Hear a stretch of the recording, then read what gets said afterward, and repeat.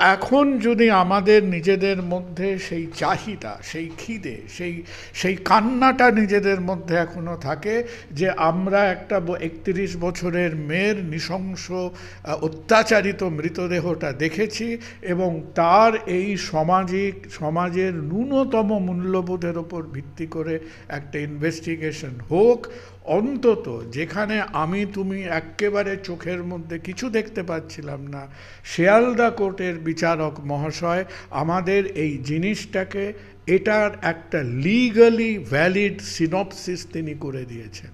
আজকে কি দায় পড়েছিল? আজকে তোমার সুপ্রিম কোর্টের বিচারপতি যদি দাশু পাগলার মতো কথাবার্তা বলতে পারে, তাহলে ওই অনির্বাণ দাস ভদ্রলোকের কি দায় পড়েছিল ১৪০ পাতায় সে পুঙ্খানুপুঙ্খভাবে দ্য ডেফিসিয়েন্সিস অফ ইনভেস্টিগেশনটা লিস্ট করে। আজকে একবার চিন্তা করে দেখুন তো, যে তৃণমূলের আপনার যদি আজকে ৫-৬ কোটি বাঙালি আপনাকে সাপোর্ট করে, আপনি তৃণমূলের যদি একেবারে কর্ণধার হয়ে কি সেই ৫-৬ কোটি বাঙালির কোয়ালিটি কন্ট্রোল করতে পারছেন? আপনি তো পারছেন না। আজকে যে মমতা বন্দ্যোপাধ্যায় এই রাজ্যটাকে ১৪ বছর ধরে শাসন করছেন, এটা কি তার ব্যক্তিত্ব?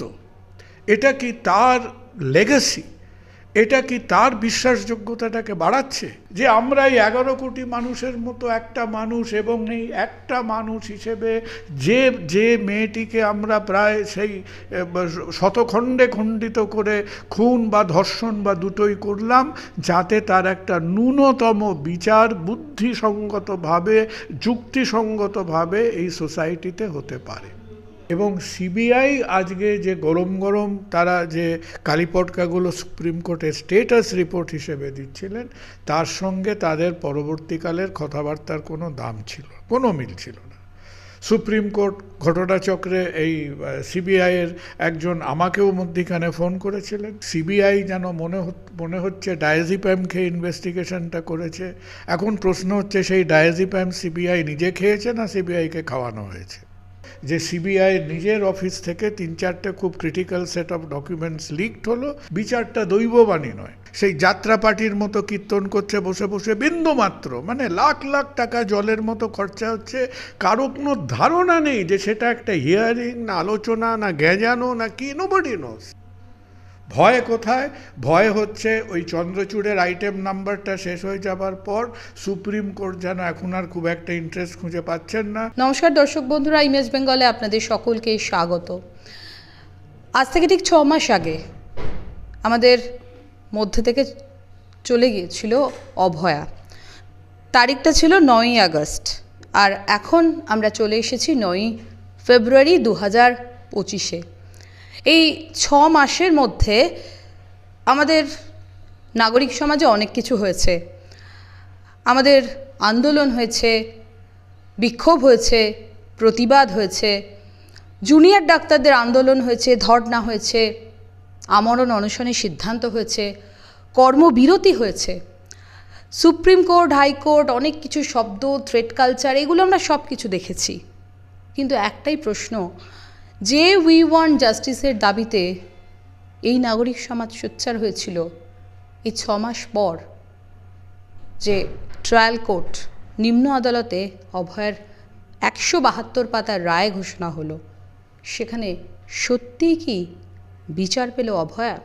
অন্যদিকে আর একটা অত্যন্ত গুরুত্বপূর্ণ বিষয়, আজকের দিনে সেই অসহায় বাবা মা যারা পিলার টু পোস্ট আর পোস্ট টু পিলার ঘুরে ঘুরে বেড়াচ্ছেন তাদের সন্তান, নিহত সন্তানের বিচারের জন্য, শুধু পাচ্ছেন একরাশ হতাশা আর কদর্য উক্তি। কেউ বলছেন নাকি তারা রাজনীতি করছেন। এই সমস্ত কথা নিয়ে যখন আমরা প্রত্যেকে বিচলিত, হতাশাগ্রস্ত এবং বিভ্রান্ত, এই মুহূর্তে আমাদের মধ্যে রয়েছেন প্রখ্যাত কার্ডিয়াক সার্জন ডক্টর কুণাল সরকার। ডক্টর সরকারকে আমরা প্রথম দিন থেকে দেখেছি একাধিক বক্তব্যে, যিনি এই আরজিকর হত্যার পরিপ্রেক্ষিতে একাধিকবার সোচ্চার হয়েছেন। নমস্কার ডাক্তারবাবু, ইমেজ বেঙ্গলে স্বাগত। আমাদের দেশের একটা ঘটনা, একটা পরিবার, একটা সোসাইটির মধ্যে যে ঘটনাটা ঘটে যায়, তার থেকে ৬ মাস ডেফিনেটলি একটা খুব অল্প সময় নয়। কিন্তু যখন আমরা যে ফিতেটা দিয়ে আমরা সময়টা মাপছি, আমরা যে আমাদের দেশের আইন, আদালত, ইনভেস্টিগেশন, তো এর কাছে বুঝতে পারছো তো যে সুপ্রিম কোর্টে শোনা যায় অনেক কেস নাকি 30 বছর ধরে চলেছে, 25 বছর ধরে চলেছে, তাদের হাতে হাজারো হাজারো কেস আছে যেটা 15 বছর ধরে অপেক্ষা করছে। তো আশা করি আমাদের সুপ্রিম কোর্টের ওই রকম বিভীষিকাময় যে পরিসংখ্যানগুলো, যে সেই পরিসংখ্যানগুলোর মধ্যে যেন এই কেসটাকে পড়তে না হয়। ভারতবর্ষের বোধহয় লংগেস্ট রানিং কেস 72 বছর অবধি চলেছিল, এবং যে জাজ রায় দিয়েছিল সেই জাজের জন্মের পরে এই কেসটা ফাইল করা হয়েছিল। এরকম একটা অদ্ভুত অদ্ভুত ব্যাপার আছে। প্রথমত হলো যে এইরকম একটা দেখো, এরকম একটা জঘন্য ঘটনার পরে মানুষের, সমাজের সবাইয়ের মধ্যে একটা কমপ্লিটলি আনসেটেলড একটা অ্যাটমসফিয়ার অফ প্রোটেস্ট, ফ্রাস্ট্রেশন সমস্ত ছিল। তোমার একটা মতামত, আমার একটা মতামত, এখন এই সমস্ত হতে হতে আলটিমেটলি দেখা গেল যে মতামতটা দুটো ভাগে বিভক্ত হয়ে গেল। একটা মতামত বলতে শুরু করলো যে হ্যাঁ, যেটা তুমি ধরে নাও যেটা তুমি সরকার পক্ষের মতামত বলতে পারো, সরকার পক্ষের মতামত বলতে শুরু করলো যে হ্যাঁ এটা জঘন্য, ব্যাপারটা খারাপ, ব্যাপারটা জঘন্য, এই ব্যাপারটার সঙ্গে একটাই দুষ্টু বদমাইশ লোক জড়িত, তাকে আমরা আগেই ধরে ফেলেছিলাম, পুলিশও সেই কথা বলছে, সিবিআইও সেই কথা বলছে, সেই মতো তার একটা শাস্তি হওয়া উচিত। সবাই ফাঁসি চাই বলে লাফাতে শুরু করলো। ফাঁসি ব্যাপারটার সঙ্গে আমার একটা মৌলিক পার্থক্য আছে। আমি মনে করি না কোনো সভ্য সমাজে ফাঁসি কারো আদৌ হতে পারে বলে। আর দ্বিতীয়ত আমার মনে হয় যে এইখানে সঞ্জয় রায়কে ফাঁসি দেওয়ার মতো, দ্য হাইয়েস্ট পসিবল পানিশমেন্ট চাওয়ার মতো সেই কেসের জোর এই কেসের মধ্যে নেই। আশা করি আমি ভুল, এবং একদিন হয়তো তোমার সঙ্গে এই ব্যাপারটা নিয়ে কথাবার্তা হবে। যদি সঞ্জয় রায়কে আমাদের সোসাইটি একটা ডিফেন্স কাউন্সিল দিতে পারে, যে তারা দিয়েছেন, এবং এখনও অবধি সঞ্জয় রায়ের ডিফেন্সে যারা কথাবার্তা বলছেন তাদের খুব একটা নেতিয়ে পড়া বলে মনে হলো না। সঞ্জয় রায়কে যদি একটা ডিফেন্স কাউন্সিল দিতে পারো, সঞ্জয় রায়ের এগেনস্টে যে অপলকা ভাষা সার্কামস্ট্যান্সিয়াল ডিএনএ এভিডেন্স যা আছে, আজকে সত্যিকারে যদি সঞ্জয় রায়কে 2 থেকে 3 বছর জেলে রাখা যায়, আমি ব্যক্তিগতভাবে খুব আশ্চর্য হব। কারণ the evidence against Sanjay Roy is one of the weakest, from the crime scene, from circumstantial evidence, from DNA evidence, এবং এখনও এই যে এভিডেন্স নিয়ে আমাদের যে এভিডেন্সের মধ্যে যে গাফিলতি, যে ইনভেস্টিগেশন প্রসেসের যে ফাঁকফোকর, সেই নিয়ে এখনও ডেপথ অ্যান্ড ডিটেলে কোনো কথাবার্তাই হয়নি। আরেকটা দিকে মতামত কী ছিল? আরেকটা দিকের মতামত যারা বিরোধী পক্ষের মতামত বা সরকার পক্ষের যারা করছিল না, একাধিক লোক যুক্ত, তারা তৃণমূল সরকার তাদের আশীর্বাদ ধন্য, তাদের প্রোটেকশনে এরকম কাজকর্ম হয়েছে, এবং ক্রমাগতভাবে এই দুই পোলারাইজড ওপিনিয়নের মধ্যে জিনিসটা ঘুরতে থাকলো। আর আমরা যারা আজকে হয়তো সরকার পক্ষেরও নেই বা আমরা হাসপাতালের ডাক্তারও নেই, আমাদের কাছে হয়তো একটাই প্রশ্ন ছিল, এবং সেই প্রশ্নটা হলো যে আমাদের শহরের মধ্যে, হাসপাতালের মধ্যে একটা জঘন্য ঘটনা ঘটেছে। আমরা সাধারণ একটা রাজনীতি নিরপেক্ষ মানুষ হিসেবে এর একটা বুদ্ধিসম্পন্ন সোজা সাপটা ইনভেস্টিগেশন করতে পারি না। সেখানে বারবার ঠক্কর খেতে হলো। ক্যালকাটা পুলিশ সেখানে নেবে নানান রকম তাদের ফাম্বলিং, এটা সেটা, ক্রাইম সিন প্রোটেক্ট করতে পারে না, ভুলভাল ফোন কল, একটা ইনএক্সপ্লিকেবলভাবে তার একটা পোস্টমর্টম হওয়া, তার বডি দাহ করে দেওয়া, সে এক ঘটনা। সিবিআই যদি বাঁ পায়ে খোঁড়াচ্ছিল, সিবিআই এসে ডান পায়ে খোঁড়াতে শুরু করলো, এবং কোনো রকম ঢাক ঘুরঘুর করে না করে সিবিআই আমাদের দেশে, তাকে ক্যালকাটা পুলিশও স্বশাসিত নয়, ইন্ডিপেন্ডেন্ট নয়, সিবিআইও ইন্ডিপেন্ডেন্ট নয়, এবং সিবিআই আজকে যে গরম তারা যে কালিপটকাগুলো সুপ্রিম কোর্টে স্টেটাস রিপোর্ট হিসেবে দিচ্ছিলেন, তার সঙ্গে তাদের পরবর্তীকালের কথাবার্তার কোনো দাম ছিল, কোনো মিল ছিল না। সুপ্রিম কোর্ট ঘটনাচক্রে এই সিবিআইয়ের একজন আমাকেও মধ্যিখানে ফোন করেছিলেন, এবং আমি তখন বলেছিলাম যে so early in the investigation আপনারা মতামত, বা আমরা কি দেবো, আমরা মতামত দেবো, ওপিনিয়ন দেবো। আমরা কি কেউ বলতে পারবো রাত্রির বেলা একে ঘুরতে দেখেছি, তাকে যেতে দেখেছি, কেন এই লোকটা এইখানে দাঁড়িয়েছিল, কেন এই ঘরে আলো জ্বলছিল? আমার তো সেটা বলার ক্ষমতা নেই। সুতরাং আমাদের গল্প গুজব ওপিনিয়নের ব্যাপারটা পরে হবে, আপনারা ফোকাস করুন। অ্যান্ড ওয়ান্স ইউর ডাইরেক্ট, এটা প্রাইমারি ক্রাইম সিন, সাততলায় প্রাইমারি ক্রাইম সিন, এগুলো আপনারা দেখুন। আর এই সমস্ত ঠিক করার পর যদি আমাদের কি হেলথ সেক্টরে কি হয় না হয় এইসব পারিপার্শ্বিক ব্যাপার নিয়ে আপনার আলোচনা করার থাকে আমাদের বলবেন। তো সৌভাগ্য বা দুর্ভাগ্যক্রমে সেই ডিটেল কথাবার্তাটা সিবিআইয়ের সঙ্গে অন্তত আমার হয়ে ওঠেনি, কিন্তু সিবিআইয়ের মধ্যে ইনকনসিস্টেন্সি, সিবিআই কি মানে সিবিআই যেন মনে হচ্ছে ডায়াজিপ্যাম খেয়ে ইনভেস্টিগেশনটা করেছে। এখন প্রশ্ন হচ্ছে সেই ডায়াজিপ্যাম সিবিআই নিজে খেয়েছে না সিবিআইকে খাওয়ানো হয়েছে, এটি এখন প্রশ্ন। এবং তারপরে যে প্রশ্নটা হলো যে সিবিআই নিজের অফিস থেকে 3-4টে খুব critical set of documents leaked হলো, যে লিকেজটা মানুষের মধ্যে অশান্তিটাকে বহুগুণ বাড়িয়ে দিল। আর সাধারণ মানুষ সেই চাতক পাখির মতো বসে রইল যে আমাদের এই দেশের, যার এক সময় পিনাল কোড ছিল, এখন ভারতীয় ন্যায় সংহিতা হয়েছে, আগে ইংরেজিতে লিখতাম এখন হিন্দিতে লিখছি, এই সমস্ত ভাষার ড্রিবলিংয়ের মধ্যে দিয়ে আমরা কি একটা ক্রাইম সিচুয়েশনকে খোলা মনে সহজ সরল বুদ্ধিতে ইনভেস্টিগেট করতে পারি কি? যে জায়গায় জিনিসটা এসে দাঁড়িয়েছে, তোমার মনের কথা, আমার মনের কথা, টেলিভিশনে লোকেদের মনের কথা, এক্সপার্টদের মনের কথা, এখন সমস্ত ব্যাপারগুলো has become highly unimportant and secondary.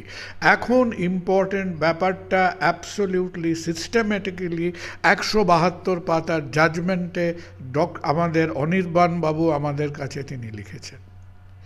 এবং আমরা সাধারণ মানুষ হিসেবে যদি এখনও বিন্দুমাত্র আশা রাখি যে এইটা কোথাও গিয়ে আমাদের একটা বিচার হোক, একটা ইনভেস্টিগেশন হোক, ইনভেস্টিগেশন না হয়ে বিচার হতে পারে না, বিচারটা দৈববাণী নয়।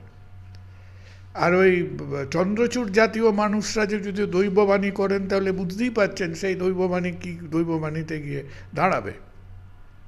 তাহলে একটা ইনভেস্টিগেশন এবং রিলুক হোক। 172 পাতার মধ্যে তিনি আজকে দিস নাও আমার ডাউট, তোমার বক্তব্য, আমার বক্তব্য, এখন ওই অশোক স্তম্ভের 4টে সিংহের পায়ের তলায় 172 পাতার মধ্যে দিয়ে দ্যাট হ্যাজ লিগাল সিনপসিস এখন তৈরি হয়ে গেছে। যে উকিলরা যে পক্ষকে আজকে এইটা নিয়ে লড়ছেন তারা বুদ্ধি খরচা করে একটা কনসলিডেটেড ক্লিয়ার কাট স্ট্র্যাটেজি তারা নিক। এবার কিভাবে তারা কোন কোর্টে কিভাবে এই শিয়ালদা কোর্টের judgement is now the present foundation. এই ফাউন্ডেশনের ওপর আমাদের ভবিষ্যতের 1, 2, 3, 4, 5টা পদক্ষেপকে বেস করতে হবে। এবং তার জন্যে এই খাপছাড়া বিভিন্ন লয়াররা বিভিন্ন চ্যানেলে যে যার মতো কথা বলতে পারেন, কিন্তু আলটিমেট মুভমেন্টটা যেন একটা লিগ্যাল সলিডভাবে এটাকে নিয়ে এগোনো হয়।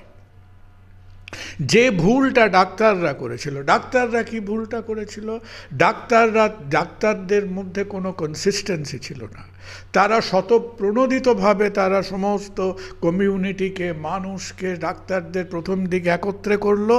তারপর এই যে আমরা কখনো ক্লাব স্যান্ডউইচ খেয়েছো, মাঝে মধ্যে ওই আমেরিকান ক্লাব স্যান্ডউইচগুলো দেখবে এত মোটা মোটা হয়ে যায় যে মুখে কামড়ানো যায় না। কিছু ক্লাব স্যান্ডউইচ বার্গার হয় আমরা এত মোটা একটা ক্লাব স্যান্ডউইচ তৈরি করলাম যে আমরাই সেটা কামড়াতে পারলাম না। কেন? আমাদের জাস্টিসের এজেন্ডা এর মধ্যে এলো, ইনভেস্টিগেশনের মধ্যে এলো, আমরা এর মধ্যে সমস্ত রাজ্যের হেলথ সার্ভিসকে একেবারে নতুন চকচকে তকতকে করে দিলাম। আমরা এমন ভান করলাম যে হ্যাঁ, আমাদের হেলথ সার্ভিস বিভিন্ন হাসপাতাল কমিটি কাউন্সিলে এই সমস্ত রাজনৈতিক মদতপুষ্ট কিছু কিছু লোক শাসন করছিল, আমরা এমন ভান করলাম যেন আগে কোনো দিন কেউ এরকম কিছু করেনি। আমার তো মনে হয় ভারতবর্ষের ইতিহাসে প্রতিটা দিন, প্রতিটা সপ্তাহ, প্রতিটা মাস, প্রতিটা দশকে যেখানে যে রাজনৈতিক দল ক্ষমতায় এসছে তারা সরকারি বেসরকারি ক্ষেত্রে নিজেদের মস্তানি, নিজেদের পান্ডামি করেছে। যুক্তফ্রন্ট করেছে তার ট্রেড ইউনিয়নের মধ্যে দিয়ে, আজকে তৃণমূল করছে তার বিভিন্ন ইউনিয়ন বা তার সমস্ত মদতপুষ্ট লোকেদের মধ্যে দিয়ে, কালকে যদি মোহনবাগান ক্লাব গভর্নমেন্ট ফর্ম করে, মোহনবাগান ক্লাবও তার গভর্নমেন্টের মধ্যে দিয়ে এইভাবেই করবে। ভারতবর্ষ একটা আধখাঁচা ডেমোক্রেসি, গণতন্ত্র, তার মধ্যে অনেক বড় বড় লম্বা লম্বা কথাবার্তা আছে। আমাদের গণতন্ত্রের কন্ট্রোল মেকানিজমগুলো দুর্বল। হ্যাঁ, যেরকম ওই ভগবত গীতায় শ্রীকৃষ্ণ বলে গেছেন সম্ভবামি যুগে যুগে, আমাদের আজকে তুমি যাকে থ্রেট কালচার বলছো, কালকে তুমি মস্তানি বলবে, পরের দিন গুন্ডামো বলবে, তারপরের দিন কোয়ার্শন বলবে। আমাদের গণতন্ত্র সিস্টেমের মধ্যে এই থ্রেট কালচার হচ্ছে সম্ভবামি যুগে যুগে। তাহলে আমরা ডাক্তাররা কি করলাম? আমরা জাস্টিসের সঙ্গে হেলথ সার্ভিস কারেকশনের সঙ্গে থ্রেট কালচার কারেকশন, তার সঙ্গে একদল লোক বালতি চুনকাম নিয়ে নেমে পড়লো, তারা নাকি একেবারে বালতি বালতি ফিনাইল ঢেলে মেডিকেল কাউন্সিলকে স্টেরিলাইজ করে দেবে, সবাইকে পাঠিয়ে দেবে। এবং এই যে বিরাট একটা এত বড় আমরা মোগলাই পরোটা তৈরি করলাম, এই মোগলাই পরোটাটা আমরা কামড়ে উঠতে পারলাম না। এবং আমাদের মধ্যে ডাক্তারদের মুভমেন্টের মধ্যে এই যে একটা overall confusion of strategy, priority কি, যে আমাদের যখন প্রতিটা শ্বাস প্রশ্বাসের মধ্যে investigation and justice should have been the main agenda, সেটা আমাদের স্পেকট্রাম থেকে চলে গেল। এবং আমাদের মধ্যে ওই আমরা কিছুটা যেরকম ইন্ডিয়া টিম ছন্নছাড়াভাবে অস্ট্রেলিয়ায় খেলছিল, সরকার পক্ষ মমতা বন্দ্যোপাধ্যায় যেরকম দেখলেন এদের টিমটা এখন ছন্নছাড়াভাবে খেলছে, তিনি দেখে একেবারে নবান্নের মিটিংয়ে তিনি কিস্তিমাত করে ছেড়ে দিলেন। তো কেউ যদি ওই পায়ে রবারের চটি পড়ে আর হাতে প্লাস্টিকের একটা ক্রিকেট ব্যাট নিয়ে জসপ্রীত বুমরার সামনে দাঁড়ায়, মমতা বন্দ্যোপাধ্যায়ের সঙ্গে ওই নবান্নের অক্টোবরের মিটিংটা ছিল ওই প্লাস্টিকের ব্যাট নিয়ে জসপ্রীত বুমরার বোলিং খেলার মতো একটা মিটিং। তার মধ্যে বিভিন্ন রাজনৈতিক দলেরা উস্কানি দিচ্ছিল, কেন এটা পলিটিক্যাল মুভমেন্ট, কেন একটা অমুক। তবুও definitely doctors movement was confused. হঠাৎ করে কেন অনশন, কী অনশন, কিসের অর্থে অনশন, কেউ জানতে পারল না। কেন কোনো মানুষ আসতে পারে, কেন কোনো মানুষকে গো ব্যাক করতে হবে, কেউ জানতে পারল না। যাই হোক, অন্তত তারা যে সৎ কাজটা করেছিল সেই কাজটা হচ্ছে galvanisation of society. Medical movement letter on was confused. আমি অত ভেতরের খোঁজ খবর রাখি না। বামপন্থীরা কন্ট্রোল করছিল, সিপিএম কন্ট্রোল করছে না, এসইউসি কন্ট্রোল করছে। আজকে আর নিজেদের মধ্যে শাক দিয়ে মাছ ঢেকে কী হবে ব্যাপারটাকে? What is done is done, আমরা এটা করে ফেলেছি।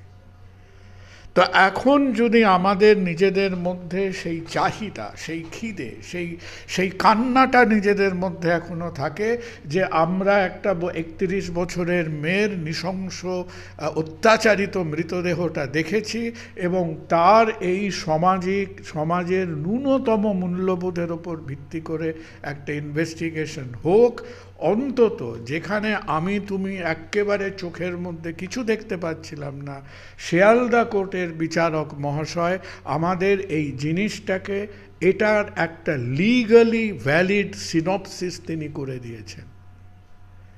এই যে কলতলার 8টার থেকে 10টার ঝগড়াগুলো আর ক্যালোর ব্যালোর কিচির মিচিরগুলো বন্ধ করে এবার লয়াররা মাথা ঠান্ডা করে যারা বসুক, সামনের রাস্তাটা কি হাইকোর্টের মাধ্যমে না সুপ্রিম কোর্টের কনস্টিটিউশনাল বেঞ্চের মাধ্যমে, হোয়াট এভার পিটিশনের মাধ্যমে হোক, এবার আমরা নিজেদের মধ্যে আমি তোমার চাইতে বেশি উপর চালাক, ও আমার থেকে বেশি উপর চালাক, এই উপর চালাকিগুলো এবং এটাকে ইংরেজিতে বলে ওয়ান আপম্যানশিপ, এই ওয়ান আপম্যানশিপগুলো বন্ধ করে একটা লস্ট কজ, যে কজটা সম্পূর্ণ হারিয়ে গেছিল, আজকে কি দায় পড়েছিল? আজকে তোমার সুপ্রিম কোর্টের বিচারপতি যদি দাশু পাগলার মতো কথাবার্তা বলতে পারে, তাহলে ওই অনির্বাণ দাস ভদ্রলোকের কি দায় পড়েছিল 140 পাতায় সে পুঙ্খানুপুঙ্খভাবে দ্য ডেফিসিয়েন্সিজ অফ ইনভেস্টিগেশনটা লিস্ট করে 172 পেজ। কি দায় পড়েছিল? তারও কি পরিবার নেই? সেই মানুষটারও ভবিষ্যৎ নেই? তাহলে এই যে আমরা হাতে সিদ্ধারা নিয়ে খুঁজে বেড়াচ্ছিলাম যে কার সিদ্ধারা আছে, ওই শিয়ালদা কোর্টের ভদ্রলোককে পারলে একটা সিদ্ধারা উপহার দিয়ে ওর ছবিটা রেখো একটা সিদ্ধারার পাশে। আই ডিড নট এক্সপেক্ট, যেখানে সুপ্রিম কোর্টের জাস্টিসগুলো ভিজে বিস্কুট হয়ে যাচ্ছে, যেখানে দিল্লির লাখ লাখ টাকা নেওয়া লয়ারগুলো নিয়ে ওখানে সেই যাত্রা পার্টির মতো কীর্তন করছে বসে বসে, বিন্দুমাত্র মানে লাখ লাখ টাকা জলের মতো খরচা হচ্ছে, কারো কোনো ধারণা নেই যে সেটা একটা হিয়ারিং না আলোচনা না গেঁজানো না কি, নোবডি নোস। প্রত্যেকটা ক্লায়েন্টের লাখ লাখ টাকা রাদ্য শ্রাদ্ধ করে ওখানে একটা, তার থেকে যদি মানে রাসবিহারীতে বা কসবার মোড়ে বসে একটা চায়ের দোকানে গেঁজাতো তাও সস্তায় হতো। সেই ভদ্রলোকের কি এসে গেছিল? বাট এগেন লুক ব্যাক, আবেগতাড়িত হেও না। এখন একটা লিগ্যাল ফাউন্ডেশন আছে, এই ফাউন্ডেশনের ওপর এই জিনিসটাকে রিইনভেস্টিগেটেড হবে, কি সিবিআই সেকেন্ডারি চার্জশিট দেবে, কি সিবিআইকে স্পেসিফিক পয়েন্টে শো কজ করা হবে, সেটা করা হোক। ভয় কোথায়? ভয় হচ্ছে ওই চন্দ্রচূড়ের আইটেম নাম্বারটা শেষ হয়ে যাবার পর সুপ্রিম কোর্ট যেন এখন আর খুব একটা ইন্টারেস্ট খুঁজে পাচ্ছেন না।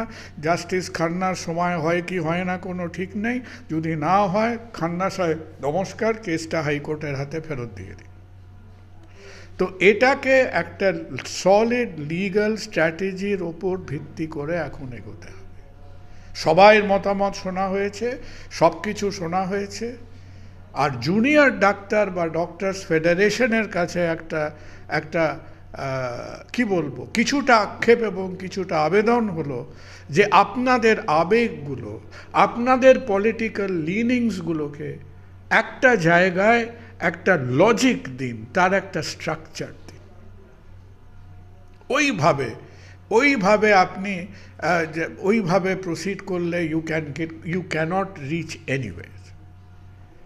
আর তৃণমূলের আমাদের যারা বন্ধু বান্ধব যারা রয়েছেন, আমরা একই সমাজের লোক, যে আপনারা আজকে কি করছেন? আপনাদের মতো রেসপেক্টেড মানুষরা যারা কত 200-250 সিট নিয়ে আজকে বিধানসভায় বসে আছেন, তারা একটা সন্তানহারা মা বাবার প্রতি ওই কুৎসিত ভাষায় আপনারা কথাবার্তা বলছেন।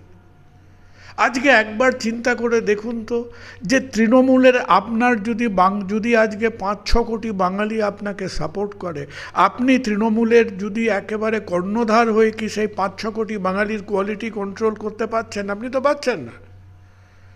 আজকে কার খাট থেকে কত টাকা পাওয়া যাবে, কে কোথায় চুরি করেছে, কে কি করেছে, এই ঝামেলাগুলো হবে। And you have to take proper action. আজকে যদি বেরোয় যে আরজি করের মধ্যে তৃণমূলের সঙ্গে যুক্ত এই কেস, এই ঘটনাটার সঙ্গে জড়িত পরোক্ষ প্রত্যক্ষভাবে যদি 10 জন 15 জন 20 জন লোক থাকে, আপনার আজকে কি দায় পড়েছে যে আপনি ইললজিক্যালি প্রত্যেককে অন্ধভাবে সাপোর্ট করতে আসছেন? আজকে যে মমতা বন্দ্যোপাধ্যায় এই রাজ্যটাকে 14 বছর ধরে শাসন করছেন, এটা কি তার ব্যক্তিত্ব? এটা কি তার লেগাসি?